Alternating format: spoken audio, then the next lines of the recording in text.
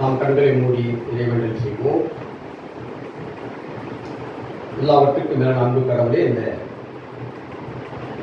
மாதத்தின் 2வது ஞாயிற்றுக்கிழமையில் கூட நாங்கள் உங்கள் ஸ்தோத்திற்கும்படியாய் நீ கொடுத்தது மாதிரி இருக்கக்கூடிய இந்த நாளிலே நாங்கள் கற்றுக்கொள்கிற ஆசீர்வாதங்கள், இந்த குருவைகள், இந்த வரங்களை நாங்கள் நினைத்து பார்த்திருக்கிறீர்களாக நீர் இன்னும் ஏறி பக்தியமாக ஆவியாளராக இந்த குலவத்தில் வந்து எங்களை மீட்பெற செய்து எங்களை மட்டுமாய் இந்த உலக வாழ்விலே எங்களை அர்ப்பணிக்க செய்ய நடித்தவப்படை இந்த நாளை ஆசிரியத்தாலும் நாங்கள் பேசுகின்ற வார்த்தைகள் ஆசிரியத்தாலும் தகப்படை இறைவனுக்கு ஆசிரியத்தாலும் சூரியகாலம் மகிழ்ச்சியை முன்னேற்றுகிறோம். அந்த இயேசு கிறிஸ்து மூலமாய் ஜெபத்துள்ள ஆமென்.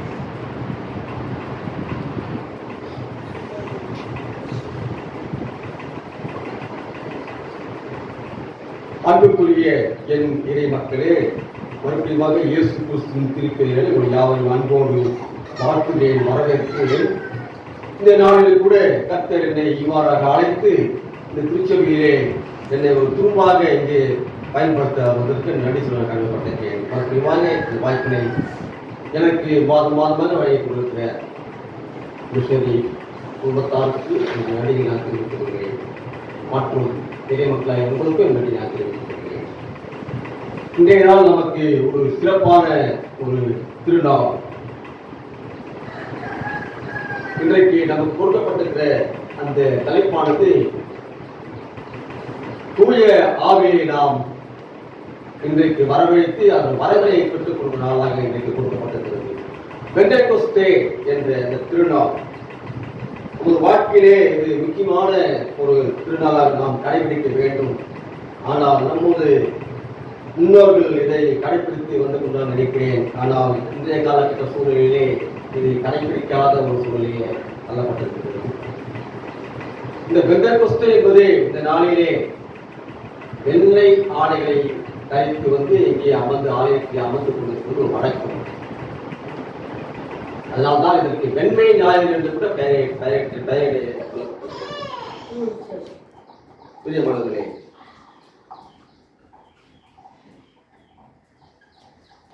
இந்த பெந்தெகோஸ்தே என்பது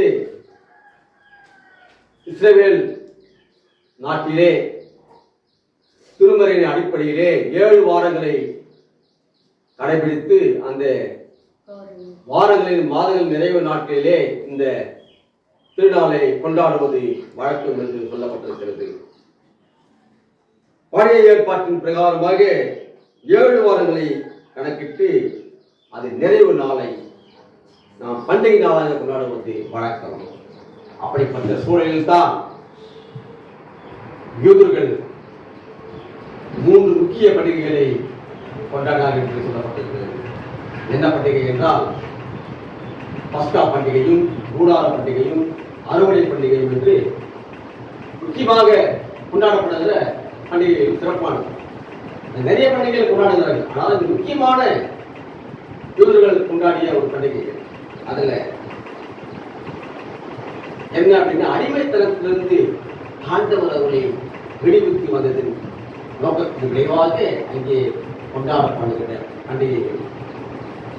வனாந்தரத்திலே ஆங்காங்கே கூடாரங்களை போட்டு அங்கே வார பண்டிகையாக கொண்டாடப்படுகிற கூடார பண்டிகை.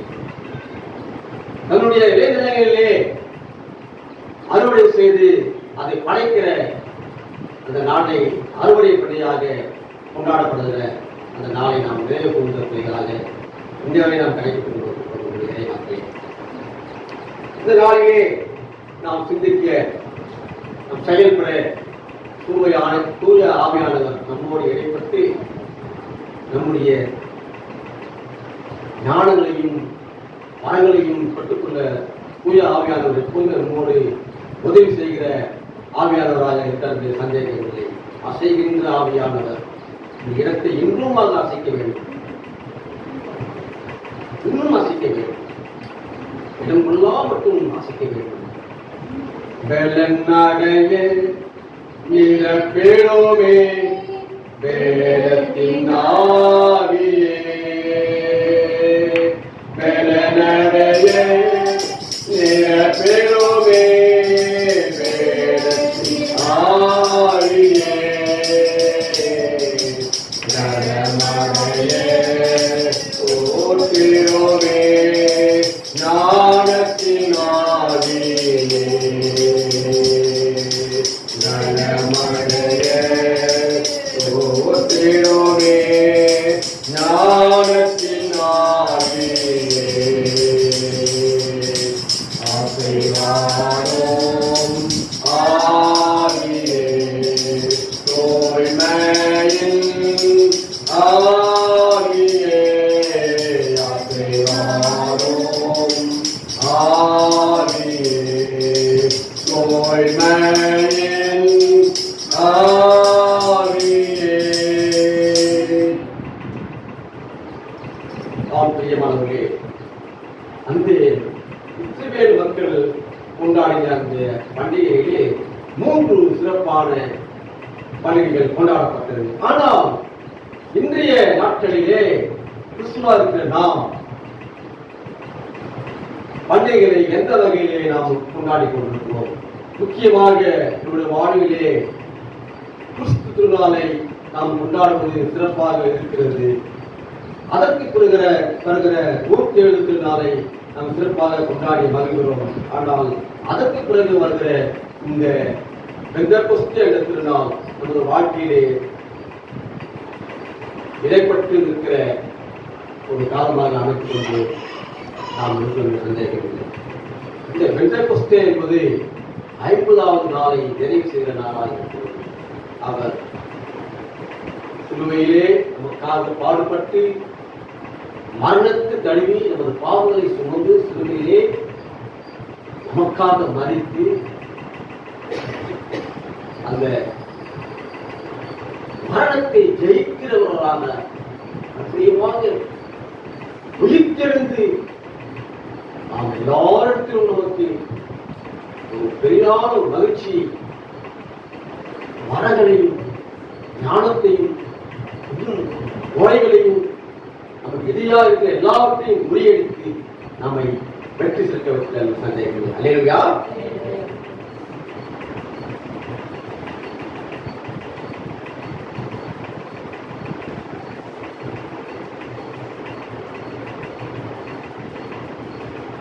பிரியமானவர்களே, அந்த அசைகின்ற அந்த உயிர் மூச்சு நம்மிடத்தில் இருப்பதனாலே நாம் இன்றும் ஆசீர்வாதி கொண்டிருக்கிற சந்தேகம் இல்லை. பிரியமானவர்களே, இந்த தூய ஆவியானவர் எப்படிப்பட்டவர் என்பதை நான் சற்று சுருக்கமாக சொல்லி நிறைவு செய்கிறேன். பிரியமானவர்களே, நமது விசுவாச வாழ்க்கையிலே அனைத்துக்குமே மிக முக்கியமான தேவையாளராக, கேட்கிறவராக, நீதியை குறித்தும் நியாயத்தை குறித்தும் கண்டித்து வருவதோராக, உதவி செய்கிறவராக, கடவுளின் பசுத்த சத்திய ஆவியாளராக நமது தூய ஆவியானவர் காணப்பட்டு கொண்டிருக்கிறார். இதைத்தான் நாம் எசையா விசுவாச பிரமாணத்திலே நாம் பசுத்த ஆவியானவரை விசுவாசிக்கிறேன், இவர் ஆண்டவரும் உயிர்ப்பிக்கிறவருமாய் இருக்கிறாரே, இவர் பிதாவில் என்றும் குமாரன் என்றும் புறப்படுவராய் இருக்கிறாரே, பிதாவோடும் குமாரனோடும் சோதிக்கத்தவராய் இருக்கிறாரே, மகிமைப்பட்டவராய் இருக்கிறாரே, தீர்க்கதரிசிகளை கொண்டு கொடுத்தவராய் இருக்கிறாரே என்று எசையா விசுவாச பிரமாணத்தை நாம் வாரம் அறிக்கை செய்வது வழக்கமாக சந்தேகம். இந்த தேற்றபாவம் ஆதியிலே நீற்றலின் மேல் அசைவாடி கொண்டிருந்த ஆதியாகும் 1ஆம் அதிகாரம் 2ஆம் சொல்லப்பட்டதாக ஆதியிலே நீற்றலின் மேல் அசைவாடி கொண்டிருந்த ஆவியானவர் படைப்புக்கு முதலே, படைப்பின் காலத்துக்கு முதல் காலத்திலே இருந்து அந்த 3ம் இணைத்து பிதா குமாரன் பசுத்த ஆவியானவர் 3மே இணைத்து படைப்பையெல்லாம் படைத்து அதை பராமரிக்க செய்ய உதவிய அந்த ஆவியானவரை நாம் நிறைவு பொருளாக அந்த வாழ்க்கையை இன்னும் அந்த கேட்டதலானை நம்முடைய இருதயத்தை பதிய வைத்து இன்னும் இந்த சமுதாய மக்களே நம்மை சாட்சியில்லாத வாழ அவரை நாம் முழு நம்மை அர்ப்பணம் செய்ய நாம் அழைக்கப்பட்டிருக்கிறேன். நம்மிடத்தில் இருக்கிற சுயநலங்கள், பெருமை, அகந்தை இன்னும் பலவிதமான இக்கட்டான சூழ்நிலையை விட்டு அகற்றி இந்த உலகத்தின் பாவ இச்சைகளுக்கு நம்மை விலக்கி நாம் தூய ஆவியானவரை வரவேற்று இந்த நாளிலே ஒரு வல்லமையை பெற்றுக் கொள்ள நாம் இப்பொழுது அழைக்கப்பட்டதாக காணப்படுகிறது. இந்த தூய ஆவியானவரை நாம் எப்படி பெற்றுக்கொள்ள வேண்டும்? இந்த நாளிலே நமக்கு சென்னை நாளில் நமக்கு 3 குறிப்புகளை கொடுத்து நம்மை சிந்திக்க நாம் அழைக்கப்பட்டுள்ளதே மக்களே. இந்த தூய ஆவியானவர் நமக்கு ஒரு புதிய ஆரம்பத்தை இன்றைக்கு கொடுத்திருக்கிறார். அல்லேலூயா. இன்றைய நாள் என்னன்னா பெந்தேகோஸ்தே திருநாள். இந்த பெந்தேகோஸ்தே என்பது வெண்மை ஞாயிறு என்று நான் ஏற்கனவே குறிப்பிட்டிருக்கேன். வெண்மை ஞாயிறு, வெள்ளை ஆடைகளை தரித்து வந்து கடவுளை வரவேற்று அந்த தூய ஆவின் வல்லமையை பெற்றுக் கொண்டது நிமித்தமாக இதை வெண்மை ஞாயிறு என்று சொல்லப்படுகிறது. ஆலயங்களிலே அங்கே நாம் வெண்மை ஆலைகளை தரித்துக் கொண்டிருப்போம். ஆனால் ஆலயங்களிலே, பெரிய ஆலயங்களிலே அங்கே ரெட் கலர் போடப்பட்டது. அந்த மேல் வஸ்திரங்கள். ஏனென்றால் இஸ்ரவேல் மக்கள் அதை சிறப்பாக கொண்டாடுகிறார்கள். நாம் இன்றைக்கு சிறப்பாக கொண்டாட முடியாத சூழ்நிலை பாருங்க. இந்த தூய ஆவியாருடைய வருகையின் போது அங்கே திருச்சபைகள் பிறந்தன. அல்லேலூயா. அங்கே சமத்துவம் பிறந்தது, அங்கே சத்தியம் வளர்ந்தது என்று சொல்லப்பட்டிருக்கிறது. மக்களே,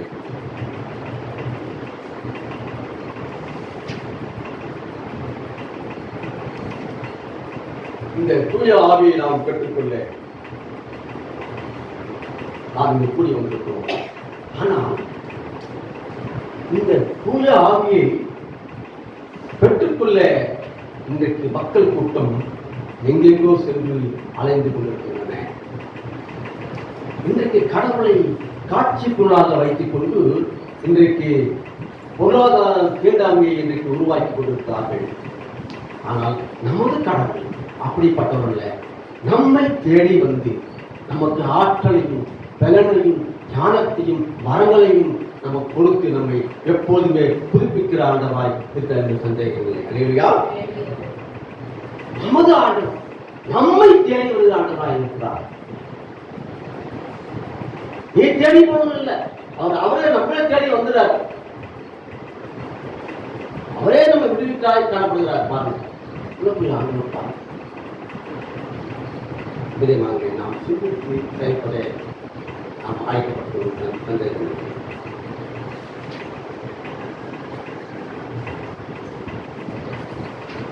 பிரியமானவர்களே, நாம் 3 குறிப்புகளை நிறைவு செய்து நாம் கடந்து செல்வோம். முதலாவதாக விடுதலை வாழ்வுக்கு நம்பிக்கை கொடுத்த தூய ஆவியானவர். விடுதலை வாழ்வுக்கு நம்பிக்கை கொடுத்த தூய ஆவியானவர். நாம இப்போது என்ன பெற்றிருக்கிறோம்? நல்ல ஒரு விடுதலையை நாம் பெற்றுக்கிறோம். அல்லேலூயா சொல்லுவோமா? நாம விடுதலையை நாம் பெற்றிருக்கிறோம். என்ன விடுதலை பெற்றிருக்கிறோம்? தூய ஆவியானவரை நாம் பெற்றுக் கொண்டிருப்பதாலே நாம் நம்முடைய இருதயங்களிலே இன்னைக்கு மகிழ்ச்சி கொண்டு நம் ஆலயத்தை உட்கார்ந்து கொண்டு அவரை நோக்கி நாம் பார்த்து கொண்டு அவரை தியானித்துக் கொண்டிருக்கிறோம் என்ற சந்தேகத்தை. அந்த நம்பிக்கையின் அடிப்படையில் தான் நீங்கள் இந்த ஆலயத்திலே வந்து இன்னைக்கு உட்கார்ந்து கொண்டு அவருடைய இறைவார்த்தையை கேட்டுக் கொண்டிருக்கிறீர்கள். வாசிக்க கேட்ட அந்த எஸ்ஐயாவின் 61வது பகுதியிலே 1 தொடங்கி 3 வசனங்களை நாம் தொடர்ந்து வாசித்து பார்த்தோம் என்றால், அங்கே இயேசு கிறிஸ்து தமது அருட்பணியை தொடங்குவதற்கு முன்பு நாசரேத்தில் உள்ள ஜெப ஆலயத்தில் வேத பகுதியை வாசிக்கும் பொறுப்பு அங்கே கொடுக்கப்பட்டது என்று லூக்கா எழுதின சுவிசேஷம் 4ஆம் அதிகாரம் 16 21 வரை நாம் வாசித்து கேட்டோம்.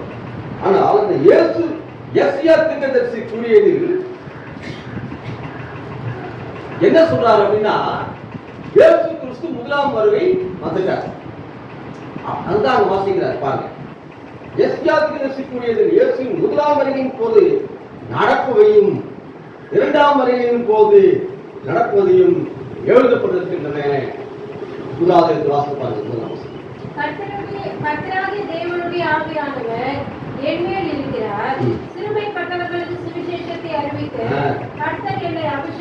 இல்லாதபடினால் இருதயம் நெருக்குண்டவர்களுக்கு காய கட்டுதலையும் சிறைப்பட்டவர்களுக்கு விடுதலையும் கட்டுண்டவர்களுக்கு கட்டவிழ்த்தலையும் கூறவும் கர்த்தருடைய அடுக்காக வருஷத்தையும் நம்முடைய தேவ நீதியை சரி கட்டும் நாளையும் கூறவும் துயரப்பட்ட அனைவருக்கும் ஆறுதல் செய்யவும் சீயோனிலே துயரப்பட்டவர்களை சீர்படுத்தவும் அவர்களுக்கு சாம்பலுக்கு பதிலாக சிங்காரத்தையும் துயரத்துக்கு பதிலாக ஆனந்த தைலத்தையும் ஒழுங்கின ஆவிக்கு பதிலாக துதியின் உடையும் கொடுக்கவும் அவர் என்னை அனுப்பினார். அவர்கள் கர்த்தர் தம்முடைய மகிமை கேட்டு நாட்டினர் நீதி விருட்சங்கள் எனப்படுவார்கள் என்றார். இந்த முதலாம் அந்த முதல் வசனத்திலே 2 வகையாக பிரித்து பார்க்கலாம். முதலாம் வாக்கியத்திலே என்ன சொல்றாருன்னா, கர்த்தருடைய ஆவி என்மேல் இருந்து கொண்டிருக்கின்றன அப்படின்னு சொல்றாரு. இரண்டாவது பகுதி என்ன சொல்றாருன்னா, இது ஒரு அனுகிரக காலம். நாம் எந்த காலத்துல வந்தோம்? நம்ம எல்லாரும் அனுகிரக காலம். அனுகிரக காலம் நம்ம யாருக்கும் புரியாது. இது ஒரு கிருபையின் காலம். இது கடைசி காலம். எப்பொழுது இயேசு கிறிஸ்து எப்போது வரப்போகிறார் என்பதை நாம் எல்லாம் எதிர்நோக்கி கொண்டிருக்கிறோம். எப்படி எதிர்நோக்கி கொண்டிருக்கிறோம்? 10 கன்னிகைகள் போல 5 கன்னிகைகள் விழிப்புணர்வு இருந்து வரவேற்றது போல நாம் எல்லாம் இன்றைக்கு விழிப்போடு நாம் இருந்து கொண்டிருக்கிறோம் என்று சந்தேகம் இல்லை. அல்லேலூயா. அப்படிதானே? 10 கன்னிகைகளை ஒப்பிட்டு பார்க்கும்போது 5 கன்னிகைகள் விழிப்புணர்வு இருந்தாங்க, 5 கன்னிகைகள் விழிப்புணர்வு இல்லாமல் இருந்தார்கள். இன்றைக்கு ஆலயம் 7:30 மணிலிருந்து இன்னைக்கு 8:45 ஆயிடுச்சு. நம்ம ஆரம்பிக்கும் நமது ஆலயம் இந்த திருச்சபை 7:30 மணிக்கெல்லாம் இங்க மக்கள் வந்து உட்கார்ந்திருந்த நிலைமைகள் மாறி நம்முடைய தேவைகள் இன்றைக்கு அடிப்படைகள் அதிகமான காரணத்தினால இன்றைக்கு நம்ம ஆலய நிலைகளை நாம் சுருக்கி விட்டுக் கொண்டிருக்கிறோம். 7:30 மணினா 7:45 நீங்க வந்து உனக்கு 6:30 கடவுளுடைய வார்த்தைகளை கேட்க நாம் முன்னுரை நோக்கி ஓடி வர வேண்டும், ஆயத்தப்பட வேண்டும். கிறிஸ்தவர்களுக்கு ஞாயிற்றுக்கிழமை என்றால் ஒரு ஆர்வம் இருக்க வேண்டும். இன்றைக்கு என்ன கடினமான சூழல் இருந்தாலும் ஆலயத்துக்கு சென்று கடவுளுடைய வார்த்தையை நாம் கேட்டு அதற்கு பிறகு நீங்கள் உங்களுடைய பணிகளை நீங்கள் செய்து பாருங்கள். உங்களுக்கு அங்கே நாள் ஒரு சிறப்பான நாளாக எப்போதுமே சிறந்த ஒரு நாளாக அமைந்திருக்கும். பாருங்க, அந்த முதல் வாக்கியத்திலே கர்த்தருடைய ஆவி என்மேல் இருக்கிறார். 2வது வாக்கியத்திலே இது அனுகிரக காலம் என்று அங்கே எழுதி வைக்கப்பட்டிருக்கிறது. பிரியமானவர்களே, யோர்தான் நதிக்கரையிலே அங்கே யோவான் ஸ்நானகனால் அங்கே ஞானஸ்நானம் பெற்ற பொழுது அங்கே தேவ ஆவியானவர் புறாவின் வழியிலே வந்து யார் மேல தங்கிறார்? இயேசு கிறிஸ்து மேல உட்கார்ந்தார். நம்ம பார்த்தோமே இல்லையா? எங்க இருக்குது? யோவான் எழுதின சுவிசேஷம் 1 அதிகாரம் 29 32 வரை அந்த வசனத்தை வாசித்து பார்த்தீங்கன்னா அது சொல்லப்பட்டிருக்கிறது. தேவ ஆவியானவர் அவர் மேல வந்து உட்கார்ந்தா உலகத்துக்கு பாவத்தை சுமந்துகிற தேவநாட்டு குட்டி இவர்தான் அப்படின்னு சுட்டி காட்டுகிற தேவஸ்தானம் இங்கே தெரிவு செய்யப்பட்டாங்க. இந்த முதல் பகுதியிலே கர்த்தருடைய ஆவி என்மேல் இருக்கிறார். நான் சிறுமைப்பட்டவர்களையும் இன்னும் என்னுடைய இந்த இங்க இருக்கிற நோய்வாய்ப்பட்டவர்களையும் இன்னும் பலவிதமான சூழ்நிலையை பிரயோகித்திருக்கிற பிள்ளைகளை நான் இன்னும் முன்னேற்ற பாதையை கொண்டு வர அவர் விடுதலை வாழ்வை கொடுக்கிற நான் இறங்கி வந்திருக்கிறேன் என்று அந்த 1ஆம் வாக்கியத்திலே 2ஆம் வாக்கியம் சொல்லப்பட்ட பார்க்க முடியும். மக்களே பாருங்க, 2ஆம் பகுதி அங்கே ஒரு விடுதலைக்கான ஒரு வெளிப்பாடுகளை அங்கே கொண்டு வருவதை நாம் பார்க்க முடிகிறது. வாசித்த அந்த பகுதியிலே விடுதலைக்கான அந்த வெளிப்பாடுகள் பாருங்க. கர்த்தருடைய ஆவி இன்மேல் இருக்கிறார். நான் அவர்களுக்கு என்ன செய்ய போறோம் பாருங்க. ஒடுக்கப்பட்டவருக்கு நல்ல செய்தியாக என்ன சொல்ல போறேன். உள்ளமுடைந்தவருக்கு, சிறுமைப்பட்டவருக்கு, கட்டுண்டவர்களுக்கு, துயரப்பட்டவர்களுக்கு, குழம்புகளுக்கு பதிலாக மகிழ்ச்சியை கொடுக்க நான் சுத்தமாக இருக்கிறேன். இருப்பவனுக்கு இங்கே வசித்தவனுக்கு ஆகாரம் கொடுக்கவும், உடையில்லாதவனுக்கு ஆடையை கொடுக்கவும் நான் இந்த குறிப்பிட்ட காலங்களிலே குறிப்பிட்ட காரியங்களை நான் செய்ய சித்தமாக இருக்கிறேன் என்று அங்கே ஆண்டவர் சொல்லி நாம் பார்க்க முடியவில்லை. மக்களே, நாமும் கூட நமது வாழ்க்கையிலே தூய ஆவியவரை பெற்றுக் கொள்ளுகின்ற நாம் இப்படிப்பட்ட மக்களை, இன்னும் சமுதாயத்திலே ஒடுக்கப்பட்டவர்கள் இருக்கிற மக்களை, இன்னும் துயரற்றவர்களை, நாம் கண்ணோக்கி பார்க்க வேண்டும்.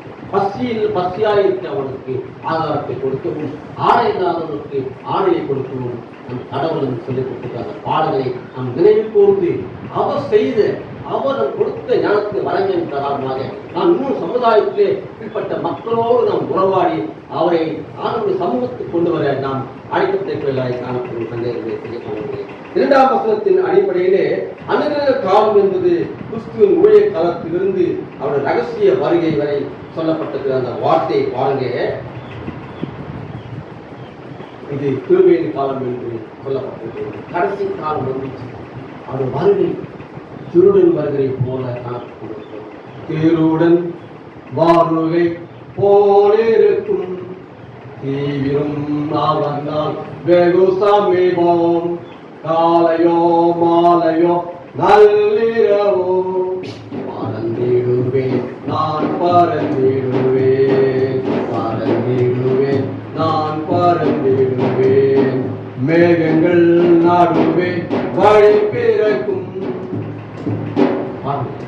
வருகை எப்போது வரும் என்று நமக்கு தெரியாது, எனக்கு தெரியாது, உங்களுக்கு தெரியாது, யாரு வரும் தெரியும், ஏதாவது ஒருவரை தவிர வேற யாருக்குமே வருகை ரகசியமாக குறிக்க வைக்கப்பட்டுள்ளது. இறை மக்களே, அந்த ரகசிய வருகைக்கு நாம் எல்லாம் ஆயத்தப்பட்டு காத்திருக்கிற பிள்ளைகளாக நம்முடைய வாழ்க்கையிலே இன்னும் நல்ல கிரியைகளை செய்கிற பிள்ளைகளாக நாம் காணப்படுகிற பாருங்க.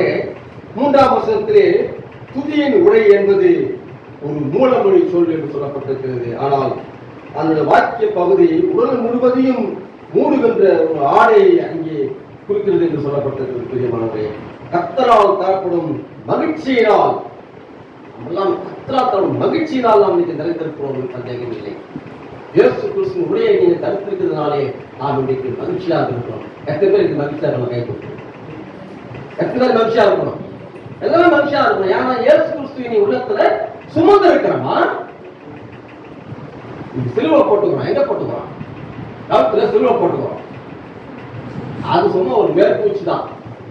அது அழகுக்காக போட்டுக்கிறோம், ஒரு கவர்ச்சிக்காக நம்ம போட்டுக்கிறோம். ஆனால் நீங்கள் யாரை சுமந்து இருக்கிறீர்கள்? இயேசு கிறிஸ்துவை உள்ளத்துல நீங்க சுமந்து இருக்கிறீங்க. எத்தனை சுமந்து இருக்கிறீங்களா? கை கொடுப்பாங்க. உண்மையில்தான் சொல்றீங்களா? எனக்கு தெரியல. இயேசு கிறிஸ்து உண்மையிலே சுமந்திருந்தேன் தான் நமக்கு அந்த மகிழ்ச்சி இருக்கும். அந்த சுமக்கிற இதெல்லாம் நீங்க மகிழ்ச்சி நமக்கு இருக்காது. இயேசு கிறிஸ்து மகிழ்ச்சியோடு சுமக்கிறீங்களா? நாம் சிலுவையை சுமக்க வேண்டும். நாத்தோருமாக சிலுவையை சுமக்க வேண்டும். இயேசு கிறிஸ்து பாடலை நினைவு கொள்வதற்கு நாம் இருக்க வேண்டும். அந்த சிலுவையை நீ சுமந்தாதான் நமக்கு அந்த வெற்றி நமக்கு கிடைக்கும். அந்த சிலுவையை சுமக்கலாம் நமக்கு வெற்றி கிடைக்கிறதுக்கு வாய்ப்பு இல்லை. அதனாலதான் பாருங்க, கர்த்தரால் தரப்படும் மகிழ்ச்சியினால் அவரை துதிப்பதில் நாம் நிறைந்திருக்கிறது. இன்றைக்கு நாம் அவரை துதித்துக் கொண்டிருக்கிறோம். இன்னைக்கு மகிழ்ச்சியா என்ற வாழ்க்கையிலே அவரை துதித்திருக்கிறதுனாலே நாம் மகிழ்ச்சியாக காணப்படும் சந்தேகம். பிரியமானவர்களே, இயேசு கிறிஸ்துவின் மீது பரிசுத்த ஆவியானவர் இறங்கினார். எடுத்துக்காட்டாக படைப்புகளின் மீது செயல்பட்ட அதே தூய ஆவியானவர் பராமரிப்புகளை மேற்கொள்கிற போதும் அதே உத்வேகத்துடன் செயல்பட்டார் என்று சொல்லப்படுகிறது. இறை மக்களே, பாருங்கள், கிறிஸ்துவின் மீது இறங்கிய ஆவியானவர் கர்த்தருடைய மக்கள் மீதும் இன்றைக்கு இறங்கி வந்து கொண்டிருந்த சந்தேகம் இல்லை. உங்கள் மீதும் எங்கள் மீதும் நம் மீதும் இன்றைக்கு இறங்கி வந்து கொண்டிருக்கிறார். அவர் இறங்கி வந்து கொண்டிருக்கிறார். பிரியமானவர்களே, நீங்கள் உணர்ந்து பார்க்கிற பிள்ளைகளாக செயல்பட வேண்டும். உங்களுடைய ஆவியானவர் உங்கள் உள்ளத்திலே பேசுகிறவராய் காணப்பட்டுக் கொண்டிருக்கிறார். உங்கள் தூய்மையை, உங்களுடைய ஞானத்தையும் உங்கள் வளமையும் கொடுத்து அவர் சித்தமாகி கொண்டிருக்கிறார். சந்தேகம். நீங்கள் அதை உணவுடன் பெற்றுக்கொள்ள நீங்கள் எப்பொழுதுமே அவர் நோக்கி பார்த்திருப்பீர்களாக இடத்தில் கேளுங்கள், நான் உங்கள் மருத்துவம் கொடுக்கிறேன் சொல்லுகிற ஆண்டவர். வருத்தப்பட்டு பாரதத்துறை எல்லா இடத்தில் வாருங்கள், நான் இழைப்பாதல் கொடுக்கிறேன் சொல்லுகிற ஆண்டவர். அவர் ஒரு விடுதலை வாழ்வை கொடுக்கிற ஆண்டவர் சொல்கிறார். நம்பிக்கை கொடுக்கிறவர், உங்களுக்கு வரங்களை கொடுக்கிறவர், நல்ல விதமான மொழிகளை பேசக்கூடிய வாய்ப்புகளை கொடுக்கிறவர், நன்கு ஞானத்தை கொடுக்கிறவர், உலகத்தை கற்றுக்கொள்ள எல்லா விதமான அடிப்படைவாதிகளை கொடுக்கிற ஆண்டவராக காணப்பட்டுக் கொண்டிருக்கிறார். இந்த நம்பிக்கை ஒருபோதும் அங்கே விட்டுவிடக்கூடாது. நம்பிக்கையை செயல்படும் போது உங்களுக்கு பெரிய ஒரு விடுதலை வாழ்வை கொடுக்கிற ஆண்டவராக எப்போதுமே சந்தேகக்கூடிய மக்களே, அது எப்படி நாம் பெற்றுக்கொள்ள வேண்டும் என்றால் அந்த தூய ஆவின் வல்லமையை நாம் உணர்ந்துகிற பிள்ளைகளாக, அந்த உணர்வுடைகிற பிள்ளைகளாக காணப்படுகிறோம். ஆவியை நாம் பெற்றுக்கொள்ள முன்வர வேண்டும். அந்த தூய்மையின் வல்லமையை பெற்றுக்கொள்ள நாம் முன்வர வேண்டும் என்று சொல்லப்பட்டது. ஆணித்தனமாக பாருங்க, இஸ்ரவேல் மக்கள் அழுகு குரல் அங்கே கேட்கப்பட்டது. யாரை தெரிந்து கொண்டார்? அங்கே மோசேவை தெரிந்து கொண்டார். மோசேவின் மூலமாக அங்கே காட்சி தந்து அந்த இஸ்ரவேல் மக்களுக்கெல்லாம் ஒரு சிறந்த ஒரு கருவியாக அந்த மக்களை வழிநடத்தி கொண்டு வந்து அங்கே ஒரு பெரிய ஒரு ஆற்றலை தூய ஆளுநர் அங்கே செயல்பட பார்க்க முடியும். மக்களை நாமும் கூட சமுதாய வாழ்விலே சிறைப்பட்ட கற்பட்டவர்களை, சிறைப்பட்டுக் கொண்டவர்களை, சமுதாயத்தை சீரழிந்து கொண்டிருப்பதை நாம் நோக்கி பார்க்கிற பிள்ளைகளாக காணப்படுகிறது. அவன் விடுதலை வாழ்வை கொண்டு பிள்ளைகளாக காணப்பட வேண்டும். அவரை நாம் ஆலயங்களிலே கொண்டு வந்து நல்ல வழிகளை சொல்லிக் கொண்ட பிள்ளைகளாக காணப்படுகிறது. நல்ல செய்தியாக ஆண்டவருடைய நற்செய்தியை கொடுக்கிற பிள்ளைகளாக நாம் முன்வர வேண்டும். இப்படிப்பட்ட காரியங்களை நாம் செய்யும்போது ஒரு வாழ்க்கையை நாம் ஒரு பெரிய விடுதலை அவையம் கொண்டு வந்து நம்முடைய வாழ்க்கைக்கு நாம் மகிழ்ச்சியை கொண்டு வர பிள்ளைகளாக நாம் காரணம். இப்படிப்பட்ட சீரழிந்து போயிருக்கிற இன்றைய காலகட்டங்களிலே இன்றைக்கு பலவிதமான பிள்ளைகள் ஒன்றிலிருந்து இன்றைக்கு 13 வயது இருக்கிற பிள்ளைகள் இன்றைக்கு சீரழிந்து கொண்டிருக்கிறார்கள். நான் சுட்டிக்காட்ட விரும்புகிறேன். இன்றைக்கு 12 19 வயதுக்குள்ள இன்றைக்கு இளம் சிறார்கள் இன்றைக்கு பலவிதமான கெட்ட பழக்க வழக்கங்களை இன்றைக்கு சீரழிந்து கொள்வார்கள். சுட்டிக்காட்ட விரும்புகிறேன். பாருங்கள், இன்றைக்கு நம்முடைய வாழ்க்கையிலே இன்னைக்கு 12 வயது தொடங்கி 19 வயதுக்குள்ள இன்றைக்கு பலவிதமான இழிவான செயல்கள், புகை, மது, இன்னும் பாலியல் குற்றங்கள் ஈடுபடுகிற ஒரு சூழ்நிலை எல்லாம் இன்றைக்கு உலகம் மாறிக்கொண்டிருக்கிறது. அப்படிப்பட்டு சிறைப்பட்டு கற்றுள்ளவர்களை நீங்கள் இயேசு கிறிஸ்துவின் தூய வல்லமையை பெற்றுக் கொண்டிருந்தாலே அவர்களை நீங்கள் விடுதலையாக்க அவர் இப்போது உங்களோடு பேசிக்கொள்ள சந்தேகங்களே. மக்களே, நீங்கள் நிச்சயமே விசுவாசிக்கிறீர்கள். எத்தனை பேர் நாம் இன்னைக்கு விசுவாசிக்கிறோம் சொல்லுங்க. அப்படிப்பட்டவரை நாம் கற்றுள்ளவர்களை, சிறைப்பட்டு போனவர்களை விடுவிக்க கடவுள் உங்களோடு எப்போது பேசுகிறான் காணப்பட்டுள்ள சந்தேகங்களே. பாருங்க, எஸ்யா 11:2 சொல்லப்பட்ட பிரகாரமாக ஈசாயின் அடிமரத்திலிருந்து ஒரு கிளை எழுதி கொண்டு சேர்த்துக் கொண்டிருக்கிறது. சந்தேகங்களே பாருங்கள், எப்போதும் அவர் பிடிப்போடு இருக்கிறார்களாக காணப்படுகிறார். உங்களை துரிதமாய் செயல்பட்டுக் கொண்டிருக்கிற சந்தேகங்களே பாருங்கள். மாம்சமான யாவர் மேலும் ஆவியை ஊற்றுவேன். மாம்சமான யாவர் மேலும் ஆவியை ஊற்றிக் கொண்டிருக்கிறார். நம்ம எல்லாம் மாம்சம் உள்ளவர்கள் தான். அந்த ஆவியை அவர் போன்றதுனால நாம் இன்றைக்கு மகிழ்ச்சியாக காணப்படுகிற பாருங்க. எசேக்கியா 37:5-6 சொல்லப்பட்ட பிரகாரமாக குழந்தை எலும்புகளுக்கு பாருங்க, குழந்தை எலும்புகளுக்கு அந்த உயிர் கொடுத்தாளராக காணப்படுகிறார். பாருங்க, எசேக்கியேல் 5:37-5. கர்த்தராகிய ஆண்டவர் இந்த எலும்புகளை நோக்கி, இதோ நான் உங்களுக்குள் ஆவியை பிரவேசிக்கப்படுவேன், அப்பொழுது உயிரடைவீர்கள். நான் உங்கள் மேல் நரம்புகளை சேர்த்து உங்கள் மேல் மாம்சத்தை உண்டாக்கி உங்களை தோலினால் மூடி உங்களில் ஆவியை கட்டளையிடுவேன். அப்பொழுது நீங்கள் உயிரடைந்து நான் கர்த்தர் என்று அறிந்து கொள்வீர்கள் என்று உரைக்கிறார் என்று சொல்லியிருக்கிறார். குழந்தை எலும்புகள் அங்கே உயிர் பெறுகின்றன. நான் உங்களுக்கு உயிர் மூச்சு கொடுப்பேன், உங்களை நரம்புகளால் மூடுவேன், பிணைப்பேன், கோயிலால் மூடி உங்களை அழகுபடுத்துவேன். அவர் இறைவாக்கு கொடுப்பது மட்டும் அல்லாமல் நம்மை விடுதலைக்கு நேராக வழிநடத்துவதான வாய்ப்பு காணப்பட்டுள்ளது. பிரியமானவர்களே, நம்முடைய விடுதலை வாழ்வு இன்றைக்கு எவ்வாறு சென்று கொண்டிருக்கின்றன நாம் குறித்து பார்த்தால்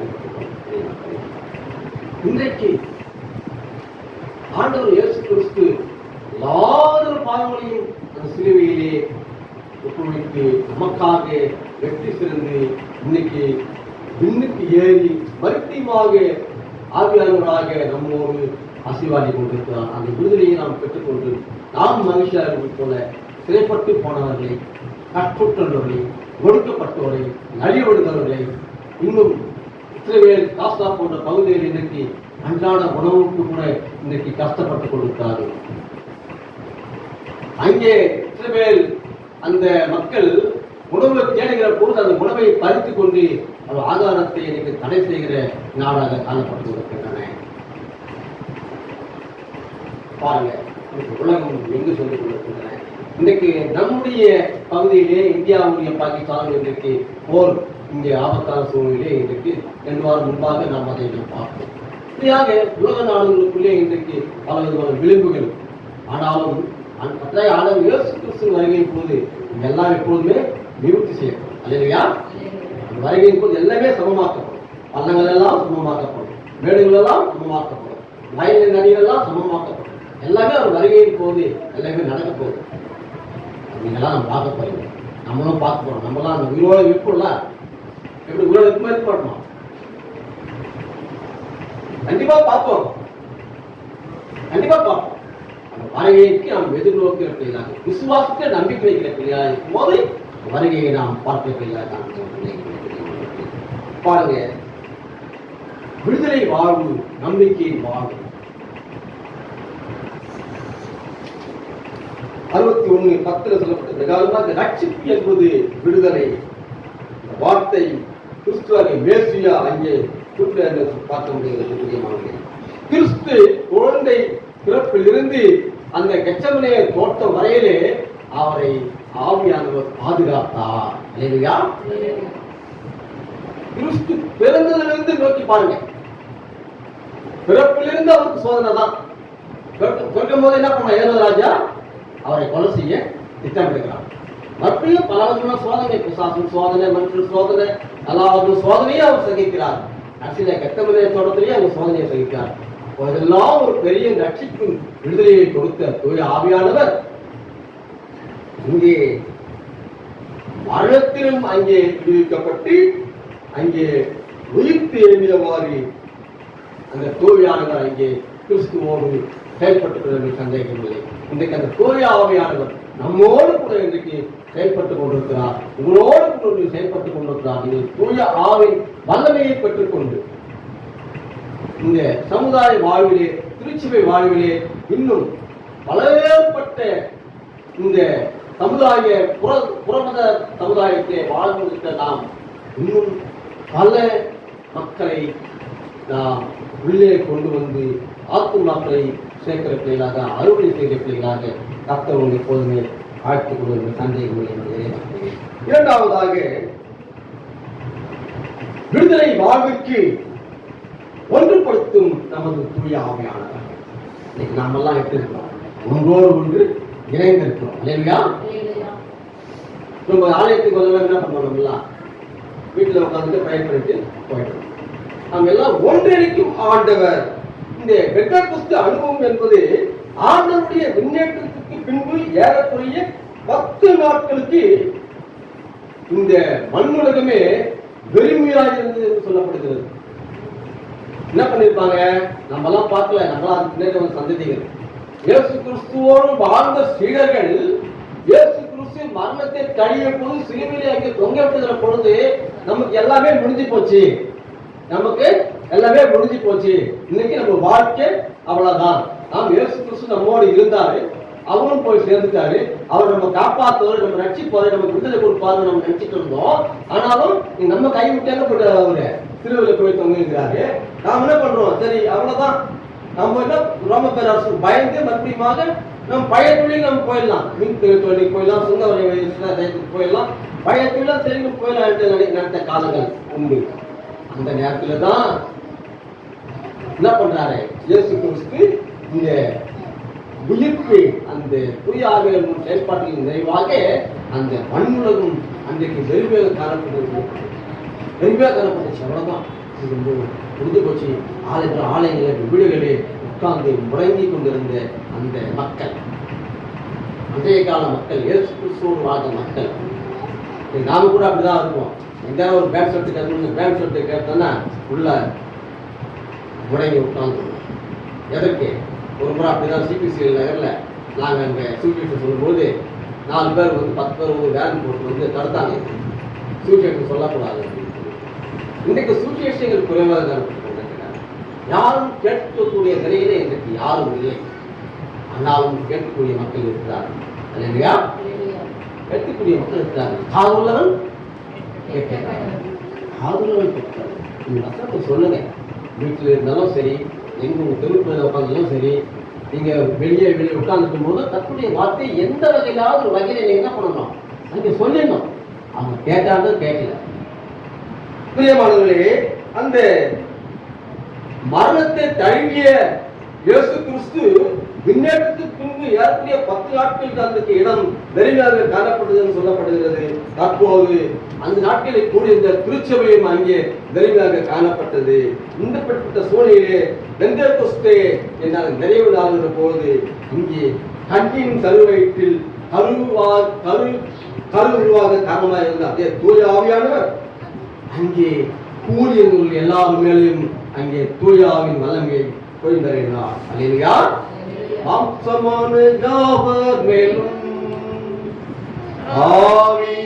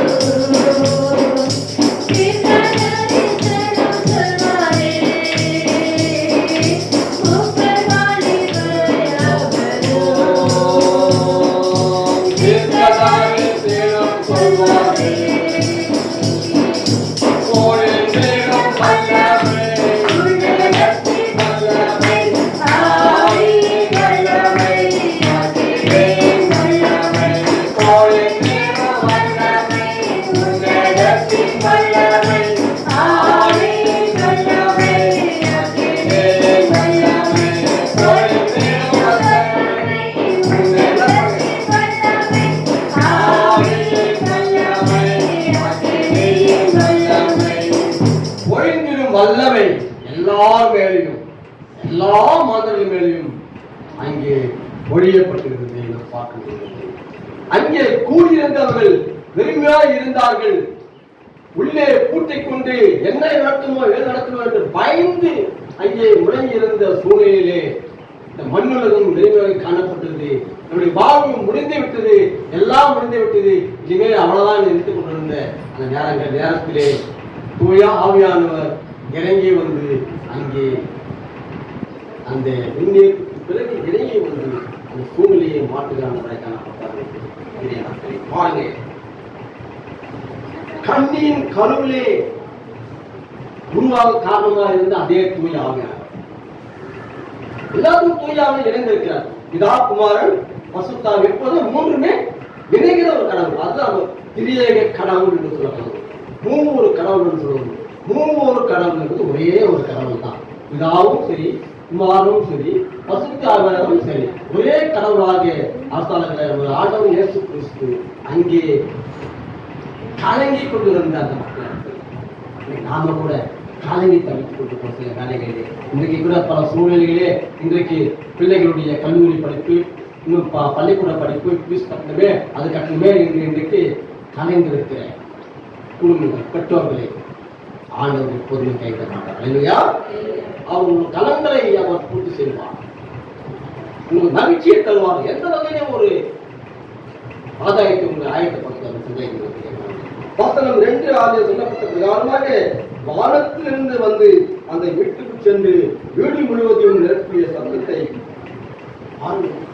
வானத்திலிருந்து நிறைவேறும் ஒரு சத்தம் உண்டாயிருக்கும்ல, உண்டாயிருக்கும், சத்தமாக இருந்திருக்கும். அப்போது கூலியம் எல்லாரும் வந்து பார்க்கிறாங்க, என்ன சத்தம் பார்க்கிறாங்க. அப்போது ஆவியானவர் அங்கே பல மொழிகளை கூடியவர்கள் பேச அங்கே அழைக்கப்பட்டிருக்கிறார். அங்கே பேச தொடங்கினார்கள்.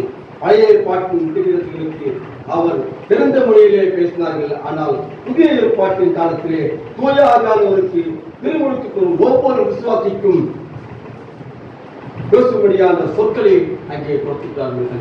பாருங்க, பல விதமான பாஷைகள் பழைய ஏற்பாட்டில் பல விதமான பாஷைகள் பேசியிருக்கிறாங்க. புதிய ஏற்பாட்டில் தூய ஆவின் திருமுழுக்கை பெற்றுக்கிட்ட நாம் எல்லாரும் புதிய மொழிகளை கற்றுக்கொள்ள அவர் உதவி செய்ய ஆண்டவராய் காணப்படுகிறார். தேவன் என்றென்றைக்கும் மாறாதவர், அவருடைய செயல்கள் எப்போதே மாறாத காணப்படுகிறார். அவர் ஏற்றும் இன்றும் என்றும் மாறாத ஆண்டவராக இருக்கிறார். நானே அல்பாவும் ஒமேகாவும் ஆதியும் அந்தமுமாக இருக்கிறார், நான் ஒருவரே என்று ஆணித்தனமாக நமக்கு அழுத்தம் திருத்தமாக நான் தான் என்பதை நானே மெய்யான திராட்சை செடி, நானே உனக்கு வாழ்வுக்கு ஜீவனுக்கு நானே ஊற்று என்று அங்கே ஆணித்தனமாக நம்மை மகிழ்ச்சி உள்ள மன்னாவாக எப்போதுமே நம்மை நேசிக்கிறவர்களாக காணப்படுகிறது. பாருங்க, அந்த நேரத்துல பல விதமான மக்கள், அந்த ஜாதி இல்லை, இந்த ஜாதி இல்லை, புற ஜாதி இல்லை, அந்த ஜாதி, எல்லாரும் இணைந்திருக்கிறாங்க. அப்போது என்ன பண்றாரு அப்படின்னா, ஒருவரை புரிந்து கொண்டு நம்ம எல்லாம் ஒரே இனம்தான், நம்ம எல்லாரும் ஒரே ஜாதி தான், இன்னைக்கு நம்ம ஜாதியை நாம் பிரித்து கொண்டிருக்கிறோம். கடவுள் வருகையின் போது எல்லா மக்களும் ஒரே இனமாக காணப்படுவார்கள். இன்றைக்கு அவன் அந்த ஜாதி இந்த ஜாதி, இன்றைக்கு கிறிஸ்துவத்திலும் இந்த ஜாதி அந்த ஜாதி என்று ஆலயங்களிலே இன்னைக்கு பிரிவுபடுத்துகிற ஆலயமாக காணப்பட்டிருக்கின்றன. நான் அந்த ஜாதி இந்த ஜாதி, நீ எந்த ஜாதி? இன்றைக்கு ஆலயங்களிலே கேட்கப்படும் ஒரு கேள்வி விசலமாக இருக்கிறது. பிரியமாக நாம் சிந்தித்து பார்க்கலாம். கடவுள் வருகையின் போது ஒரே இனம் ஒரே மொழி எல்லாமே ஒருமைப்பாட்டை போர்த்துரானதாய் காணப்பட்டுள்ளது. அங்கே திருச்சபை மலர்கின்றது, அங்கே திருச்சபை பிறக்கின்றது, அங்கே ஒரே இனம் ஒரே மொழி ஒரே மக்கள் என்று அந்த பிரிவில் இல்லாதபடி எல்லாரும் ஒருமித்த மொழிகளாலே ஒருமித்த பாஷைகளில் அந்நிய பாஷைகளிலும் எந்த பாஷைகளும் எல்லாரும் பேசி பேசி பேசி அங்கே பெரிய சந்தோஷத்தை உண்டாக்க நிகழ்ச்சியாக கொண்டாடப்படுகிறது. அங்கே வேற்றுமை காணப்படவில்லை. அங்கே ஆண்டவர் என்ன பண்றாரு அப்படின்னா, அவருடைய பாடுகள் அந்த பாடல் சத்தம் என்னை நோக்கி முட்டி கொண்டிருக்கிறது. நாம் இன்னைக்கு மாம்சமான யாரும் வேற நம்ம பாடணும், இதை நோக்கியே நம்ம பாடணும், இதை நோக்கியே நம்ம பாடல பாடணும். மறுபடியும் பாடுவோம். மாம்சமான யாவருமே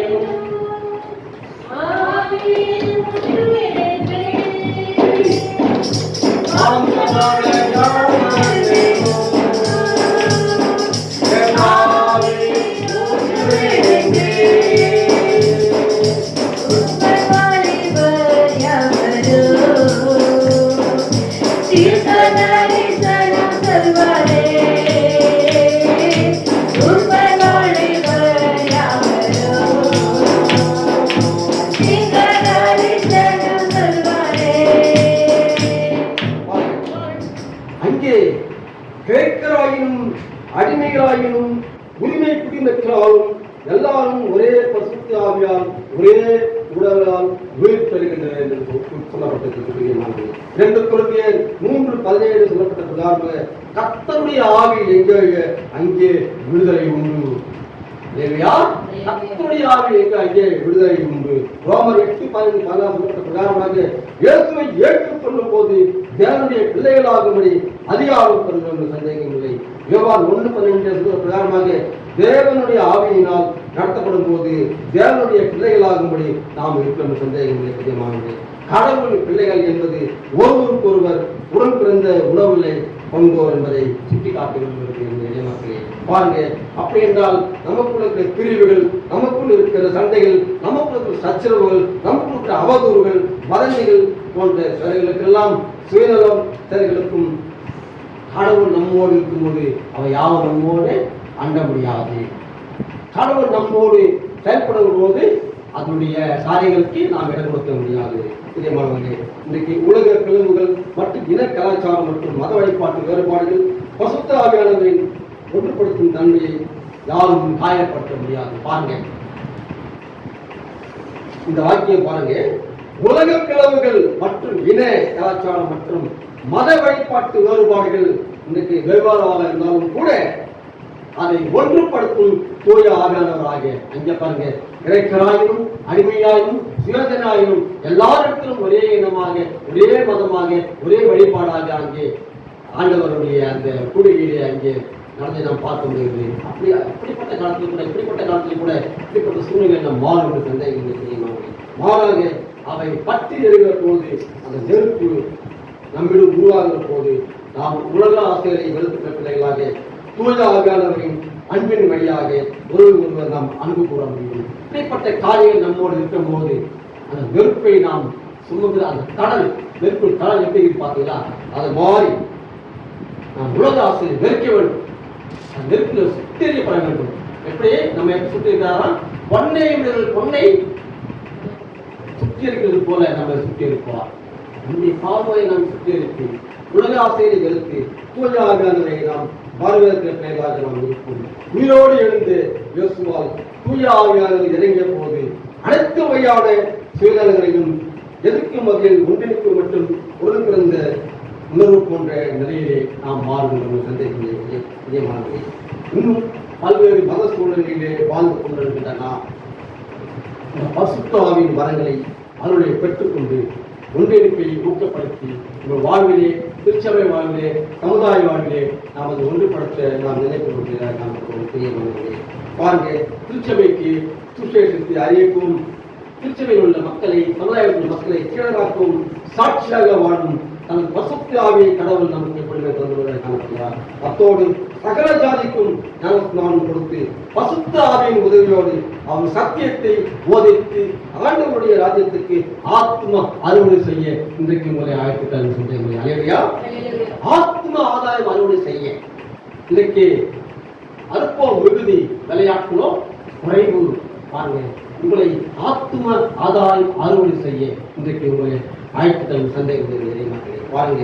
இந்த வல்லமையை, தூய வல்லமையை பெற்றுக்கொண்டு அவரை நாம் அன்பு கொண்டு எல்லாரும் ஒன்றிணைக்கப்பட்ட மக்களாக ஒன்றோடு ஒன்று இணைந்து நாம் ஆத்ம அறுவடை செய்ய நாம் அழைக்கப்படும் சந்தேகம் தெரியுமாக. மூன்றாவது நிறைவு செய்ய விடுதலை வாழ்விலே நன்மை செய்யும் தூய ஆவியானவர் லூக்கா 4:1 சொல்ல பிரகாரமாக பரிசுத்த ஆவியால் ஆட்கொள்ளப்பட்டு யோர்தானை விட்டு திரும்பிய பிறகு ஏசாயாவின் புத்தகத்தை அங்கே படிக்கிற பொழுது அங்கே தேவ ஆவியானவர் என்ன ஏசாயாவின் புத்தகத்தை படிக்கும் பொழுது அங்கிருந்தவர்கள் அங்கே வியப்பட்டால் சொல்லும். லூக்கா 4:1 வாசிப்பாங்க.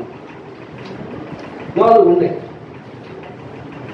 இயேசு பரிசுத்த ஆவியினாலே நிறைந்தவராய் யோர்தானை விட்டு திரும்பி ஆவியானவராலே வனாந்தரத்துக்கு கொண்டு போகப்பட்டு 40 நாள் பிசாசினால் சோதிக்கப்பட்டார்.